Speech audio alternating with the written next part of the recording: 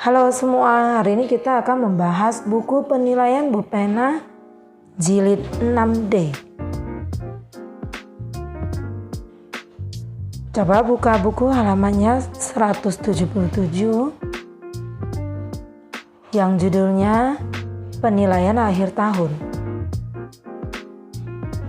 Nah, kerjakanlah soal-soal berikut. Ini khusus buat muatan bahasa Indonesia. Baca teks pidato berikut untuk menjawab soal nomor 1 sampai 5. Ini ada bagian A titik-titik. Anak-anakku yang Bapak sayangi, pertama marilah kita panjatkan puji dan syukur kehadiran Allah Subhanahu wa Ta'ala atas limpahan rahmat dan hidayahnya sehingga kita dapat menyelenggarakan upacara di pagi ini dalam keadaan sehat. Anak-anakku, di zaman ini kalian sangat mudah mengakses berbagai informasi dengan adanya internet. Berbagai informasi seperti yang berkaitan dengan materi pelajaran atau tidak berkaitan, bahkan sekadar hiburan dapat kalian akses dengan internet. Oleh karena itu, gunakanlah internet dengan bijak sebagai salah satu sumber belajar. Jangan habiskan waktu kalian hanya untuk mengakses hiburan atau hal-hal yang tidak berkaitan dengan pelajaran. Bijak menggunakan internet dapat memudahkan kalian dalam menggali banyak informasi yang bermanfaat, bukan sebaliknya. Mulailah koreksi kembali hal-hal yang biasanya kalian akses di internet. Sudah cukup bermanfaatkah hal yang kalian akses? Jika perlu, batasilah penggunaan internet sehingga kalian tidak bergantung kepada jaringan internet sebagai satu-satunya sumber informasi. Semoga nasihat yang Bapak berikan dapat bermanfaat untuk anak-anakku semua. Demikian yang dapat Bapak sampaikan. Atas perhatiannya Bapak ucapkan terima kasih. Selamat pagi, semangat terus anak-anak.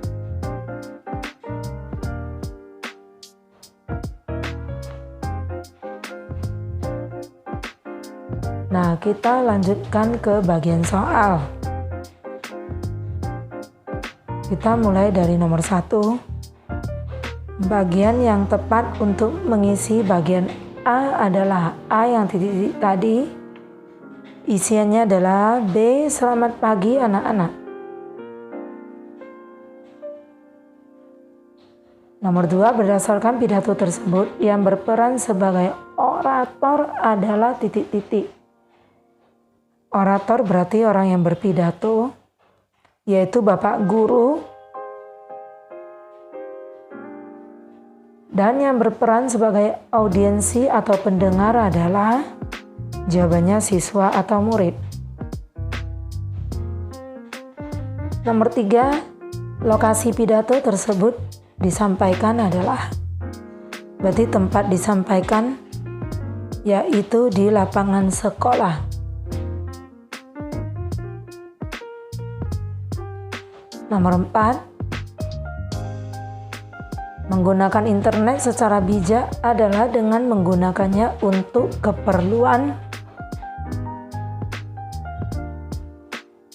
Jawabannya pendidikan atau pelajaran. Nomor 5, tulislah pesan yang terkandung dalam pidato tersebut dengan ringkas. Nah, jadi pesan Bapak Guru tadi yaitu bijaklah menggunakan internet. Janganlah menghabiskan waktu hanya untuk mengakses hiburan atau hal-hal yang tidak berkaitan dengan pelajaran.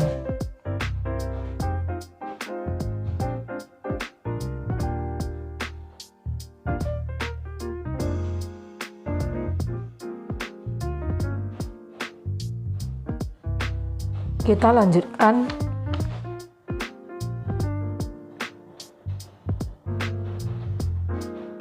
Bacalah teks berikut untuk menjawab soal nomor 6 sampai 8.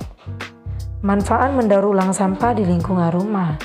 Nomor 6, kata kunci dari judul teks non-fiksi tersebut adalah, jadi kata kunci dari judul yang kita baca itu adalah C. Daur ulang dan sampah.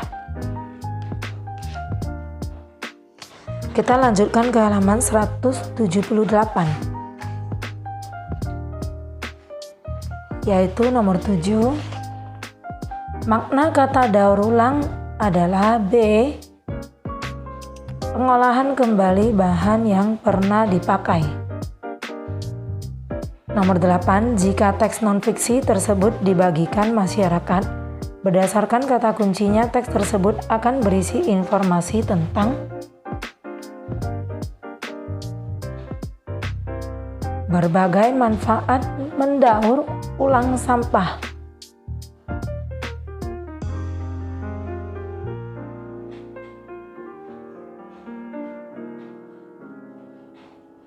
Nah, sekarang bacalah informasi berikut untuk menjawab soal nomor 9 hingga 10. 1. Sampah yang kita hasilkan dalam sehari cukup banyak. 2. Penumpukan sampah dapat menyebabkan timbulnya penyakit. 3. Proses daur ulang dapat menjadi alternatif pengolahan sampah. Nah, nomor 9, tulislah judul teks non-fiksi yang sesuai dengan informasi di atas. Jadi judulnya bisa kita buat manfaat mendaur ulang sampah di lingkungan rumah.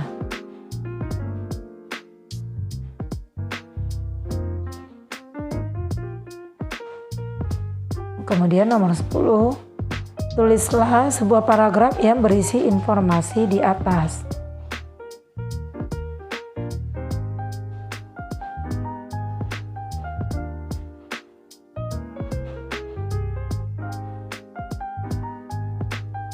Sampai saat ini sampah yang kita hasilkan dalam sehari cukup banyak.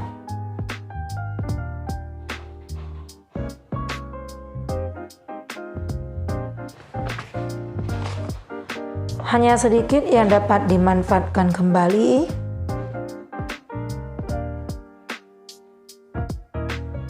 Penumpukan sampah dapat menyebabkan timbulnya penyakit.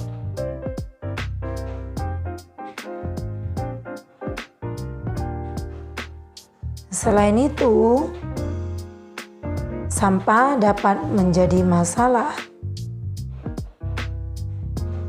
jika tidak dikelola secara tepat.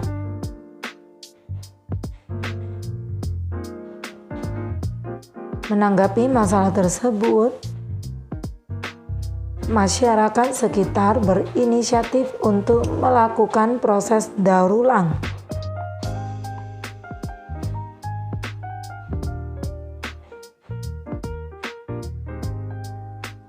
Proses daur ulang dapat menjadi alternatif pengolahan sampah.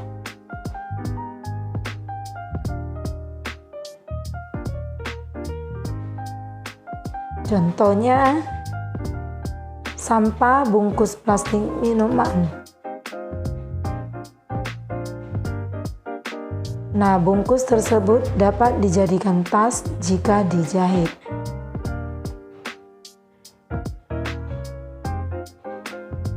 Jadi, selain mengurangi limbah plastik, ibu-ibu juga bisa mendapat pelatihan menjahit.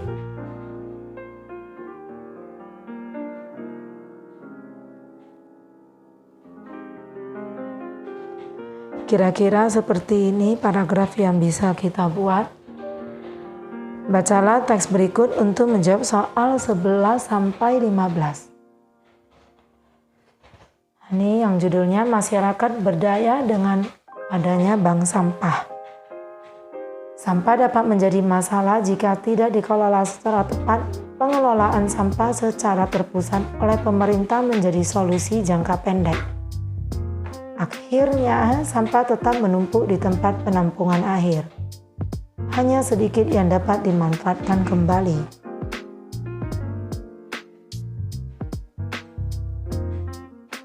Menanggapi permasalahan tersebut, warga Kelurahan Pojok, Kecamatan Mojoroto, Kediri, punya langkah berbeda. Warga bersama-sama mendirikan bank sampah. Saat ini Bank Sampah Pojok sudah beranggota 448 orang.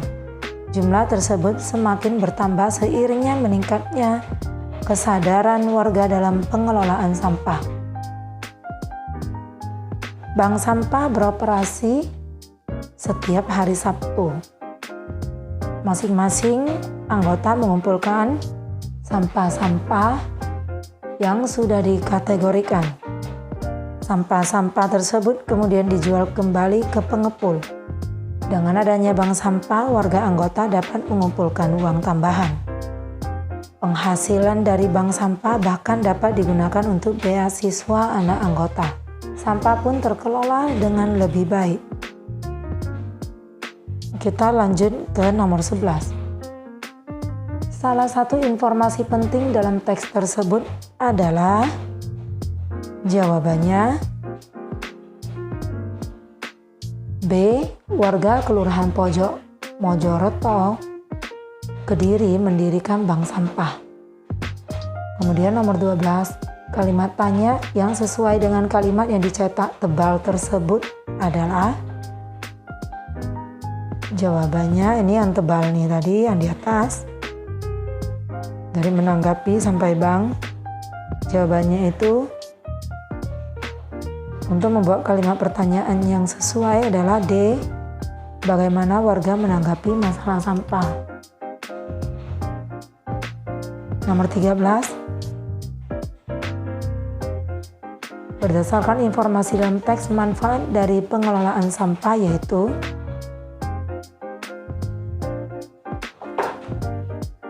jawabannya sampah terkelola dengan baik sehingga warga dapat mengumpulkan uang tambahan.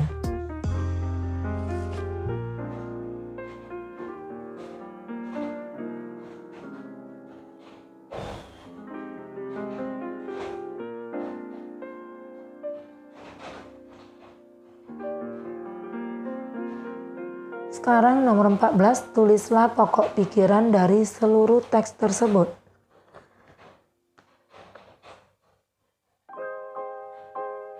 Jadi pokok pikirannya ada di bagian yang bercetak tebal tadi, yaitu warga Kelurahan Pojok Mojoroto, Kediri mendirikan bank sampah agar sampah terkelola dengan baik.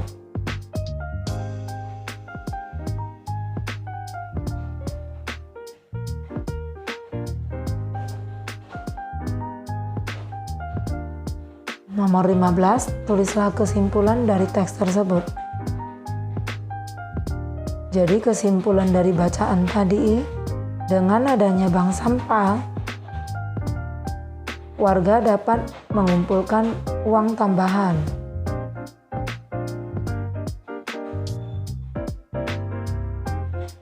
Ini lebih tepat warga anggota, jadi bukan seluruh warga anggota. Dan penghasilan dari bank sampah bahkan dapat digunakan untuk beasiswa anak anggota.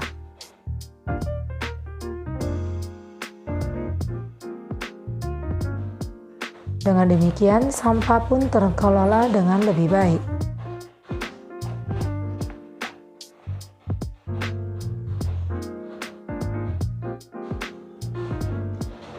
Masih di muatan bahasa Indonesia, perhatikan teks formulir lomba berikut untuk menjawab soal nomor 16-20. Kucing dan rubah. Suatu hari ada seekor kucing dan seekor rubah yang melakukan perjalanan bersama-sama. Sambil berkelana, mereka sama-sama berburu tikus ataupun ayam yang ada di sekitar mereka. Setiap makan, mereka sering mengobrol sambil berdebat. Terkadang, perdebatan mereka membuat salah satunya marah. "Kamu pikir kamu pandai sekali ya?" kata sang rubah. "Ataukah kamu hanya sok tahu? Menurut saya, Saya lebih banyak mengetahui trik-trik dibanding kamu. Sang kucing pun membalas dengan nada marah, saya mengaku saya hanya menguasai satu trik. Tetapi dengan satu trik ini, terus terang saya katakan bernilai 1000 kali lebih baik daripada trik-trikmu. Tidak berapa lama mereka mendengarkan trompet pemburu. Dalam sekejap, sang kucing memanjat ke atas pohon dan bersembunyi di antara dedaunan yang lebat.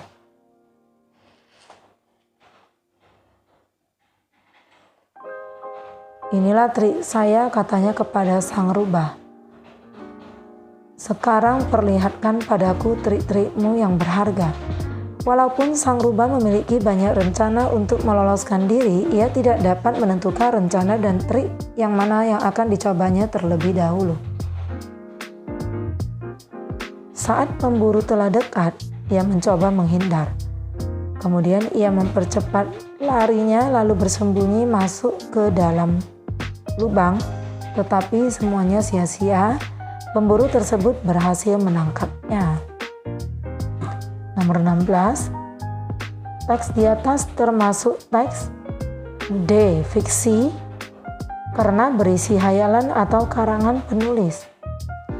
Nomor 17. Watak tokoh rubah pada teks tersebut adalah C. Sombong. Nomor 18. Amanat dari cerita tersebut adalah, jadi pesan dari cerita tersebut adalah lebih baik memiliki satu trik, tapi bernilai 1000 kali lebih baik.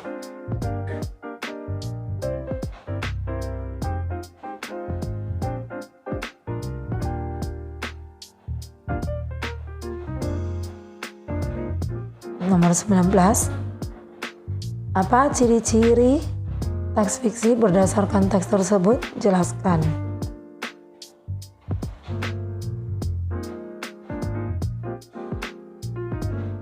Nah, ciri-cirinya adalah terdapat tokoh dan jalan cerita.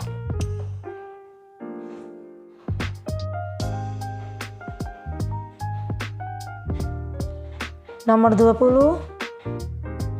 Jika kamu diberikan kesempatan untuk mengubah cerita dalam teks tersebut, tuliskan perubahan cerita yang akan kamu buat. Jadi ini jawabannya relatif tergantung.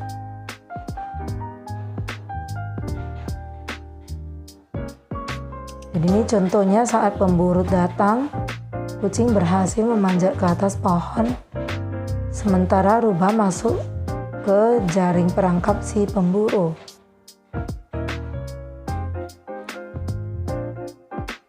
Kucing melompat turun ke arah pemburu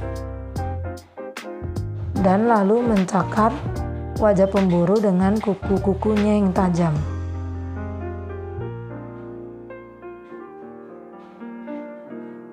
Pemburu pun berteriak kesakitan.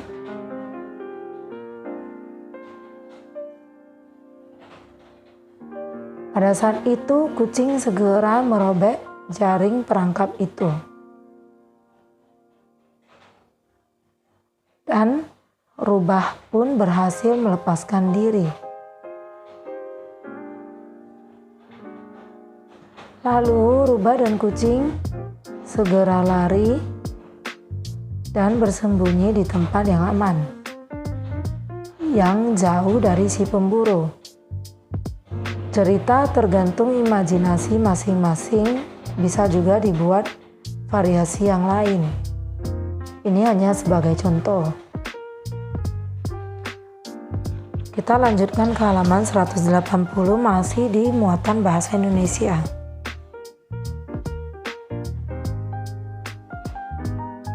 Perhatikan teks berikut untuk menjawab soal nomor 21 sampai 25 yang judulnya Teman yang Kuinginkan. Oleh Raisita Patapa, suatu sore di sebuah rumah di kota Tasik Malaya, Jawa Barat, Benny menyambut kedatangan Dedi di ruang tamu rumahnya dengan riang. Begitu Denny masuk, Benny tak sabar untuk bercerita tentang film yang baru saja ia tonton. Kisah sekelompok pahlawan super yang bersama-sama menyelamatkan dunia. Gara-gara film itu aku jadi ingin punya teman pahlawan super. Pasti akan sangat hebat. Saat aku butuh sesuatu, dia akan secepat kilat datang membantu, ujar Benny dengan mata berbinar.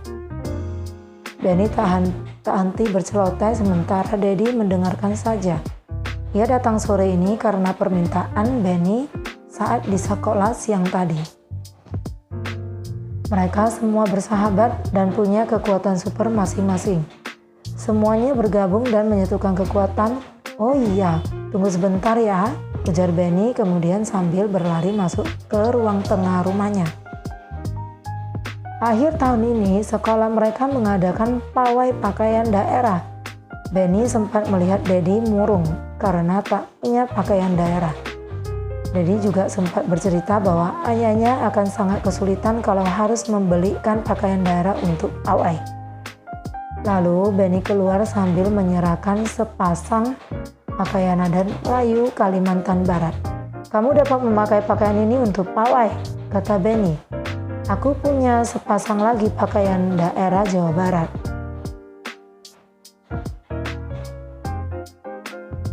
Daddy terkejut. Ia menatap pakaian di tangannya lalu memandang Benny takjub. "Terima kasih Benny," ucapnya sungguh-sungguh. Maaf, aku lupa. Malah sibuk cerita sendiri. Kalau kamu, Dad? Kalau bisa punya teman seorang pahlawan super, siapa yang kira-kira kamu inginkan?" tanya Benny. Daddy mengingat-ingat lalu tersenyum. "Aku sudah punya sahabat pahlawan super favoritku kok. Namanya Benny. Sejak dahulu dia selalu siap membantu saat aku kesulitan. Kekuatan supernya adalah tak pernah membedakan teman. Siap menolong siapapun yang membutuhkan tanpa pilih-pilih," tegas Daddy.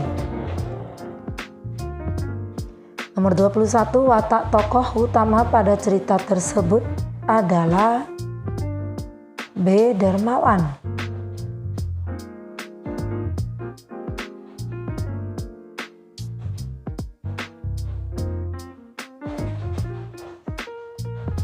Latar tempat terjadinya cerita tersebut adalah jawabannya A, yaitu di rumah. 23, tokoh protagonis atau tokoh utama dalam cerita tersebut adalah Benny.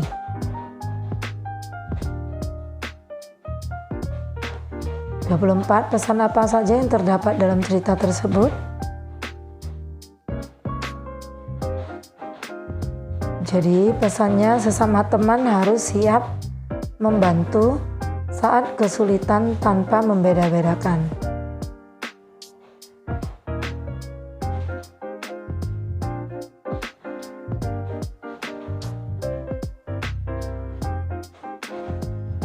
Nomor 25, apakah kamu punya pengalaman dengan latar belakang yang sama dengan cerita tersebut? Jika iya, tuliskanlah. Ini juga sesuai dengan pengalaman masing-masing. Jadi contohnya seperti ini. Apakah kamu punya pengalaman? Jawabannya ya. Lalu diceritakan, aku punya seorang teman namanya Siska. Dia pintar dan baik hati. Setiap tahun, Siska mendapat juara pertama di kelasku. Aku selalu kesulitan dalam mengerjakan tugas matematika.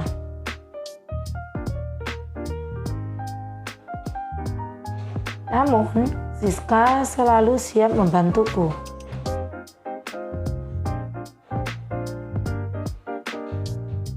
Ia sering mengajakku ke rumahnya untuk belajar matematika bersama.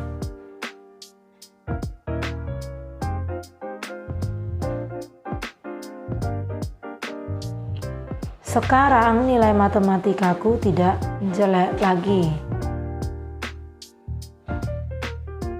Aku sangat senang punya teman seperti Siska. Nah, jika adik-adik punya teman dan punya pengalaman bisa dituliskan, tidak harus seperti ini. Demikian video pembahasan hari ini, nantikan video pembahasan berikutnya. See you!